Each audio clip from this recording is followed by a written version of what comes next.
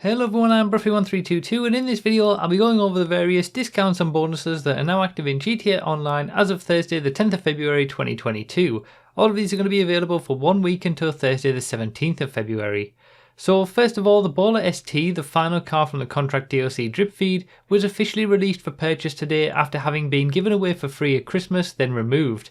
It's in the SUVs class and can be purchased from the Legendary Motorsports site for just under $900,000 or just under $700,000 if you unlock the trade price.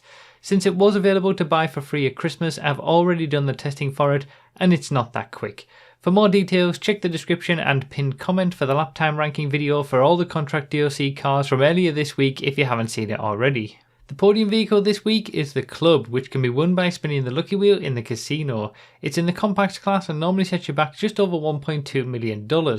And it's the first car we've had on the podium for a while that's actually relevant, being far and away the quickest car in the compact class for racers. Certainly worth winning if you don't have it already. The prize ride this week is the Roosevelt, which can be won by finishing first in street races for 3 days in a row, then claiming it to the LS Car Meet Slam Truck. It's in the Sports Classics class and normally costs you $750,000. Winning a street race for 3 days in a row is a little much for a car that's been given away at all sorts of discounts and for free at various points over the years, but it's there if you want to try it. The premium race this week is Art to Art, which is an old style point-to-point race in the city for the motorcycles class. As usual, the Shotaro and Hakucho drag will be your best friends here. Also, the regular town trial this week is Mount Gordo, which you can see being completed later in the video alongside the premium race track, with the RC town trial being Cypress Flats. In terms of regular vehicle discounts, it's a pretty lackluster affair for Valentine's Day week. There's 40% off the Roosevelt Valor and then 30% off everything else, which is a bit unusual given we've got used to 40% off most older vehicles and nothing for sale is particularly new to the game. Anyway, you can get 30% off the Retinue Mark II, which in the right hands and on the right track can be a force to be reckoned with in Sport Classics class races, as well as the 2 JB700s, Peyote and Peyote Gasser, and Drift Yosemite. You can of course find out the lap times, top speeds and tiers of all the vehicles that I've mentioned here by checking out the playlist and video links in the description and pinned comment.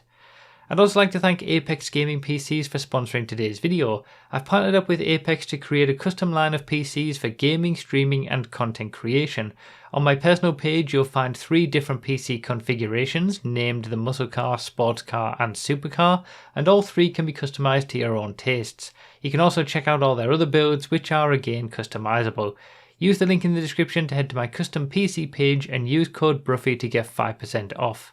Other miscellaneous bonuses this week include triple money on casino missions and work, plus the 2 Death Do Us Part and Shotgun Wedding game modes, as well as double money on Franklin and Lamar short trips, which can now be accessed directly from the jobs menu under missions. Cayo Perico heisters will also see an increased chance at the pink diamond appearing to steal. There's also a fairly measly 20% off the casino penthouse, with 30% off penthouse renovations, as well as 100% off the Gusenberg sweeper, pink weapon tints and Valentine's Day clothing. In terms of my deal of the week, truthfully none of the actual discounts are all that worthy this week, especially when the real best deal is the Club on the casino podium. Getting the best compact car in the class that normally costs over $1 million for free simply can't be beat. Worth winning for sure. And now it's time for the news and discussion segment of the video where I ramble on for a few minutes about something while you watch me complete this week's town trial and showcase the track for the premium race.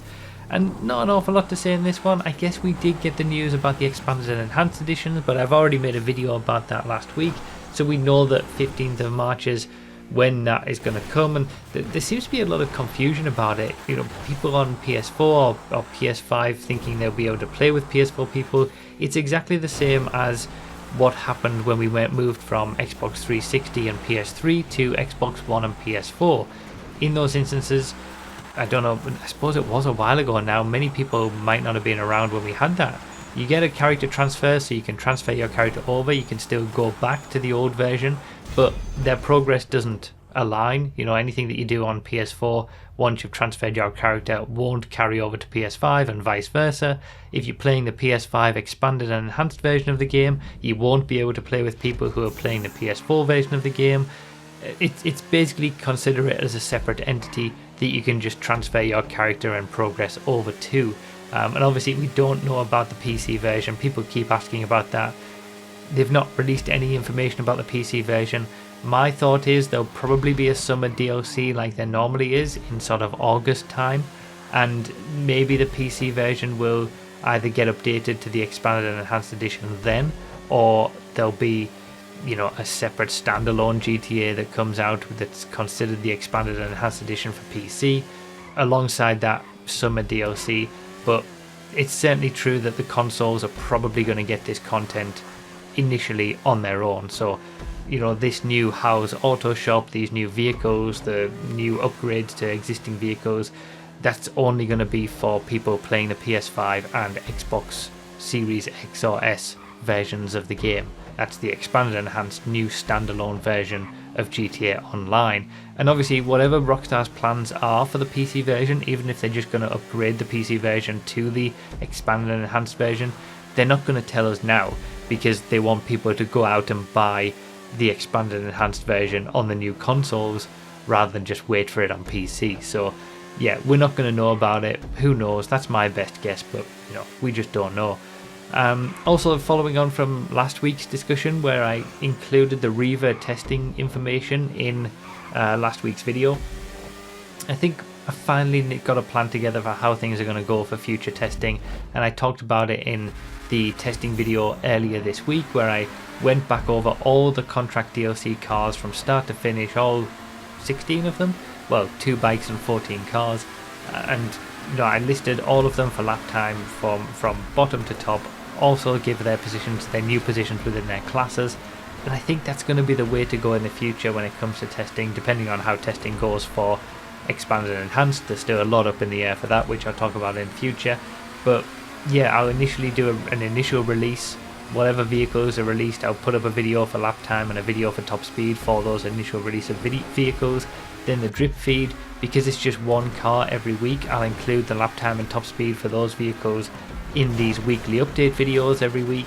And then at the end of the drip feed, I'll put out a new video like I did with the contract DLC video a couple of days ago that contains all of the vehicles from that DLC, the initial release vehicles, put together with all the drip feed vehicles, all in one big list. And then that will serve as the sort of future reference for people coming to the playlist later on and things like that.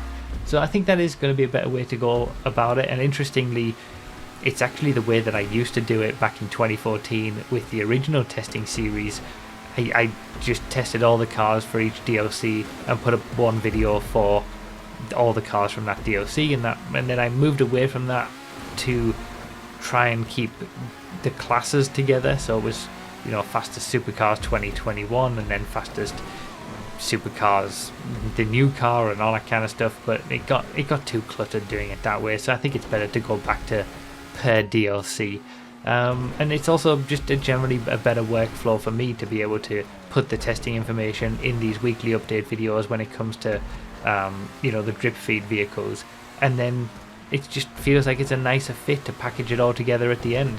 So yeah, I think that's how I'll go for future, but again, there's a lot up in the air with the testing for the expanded and enhanced, because it's going to probably change quite a bit, especially if things are running at 60 FPS, but we'll talk about that in future videos. So yeah, that's pretty much it for this one.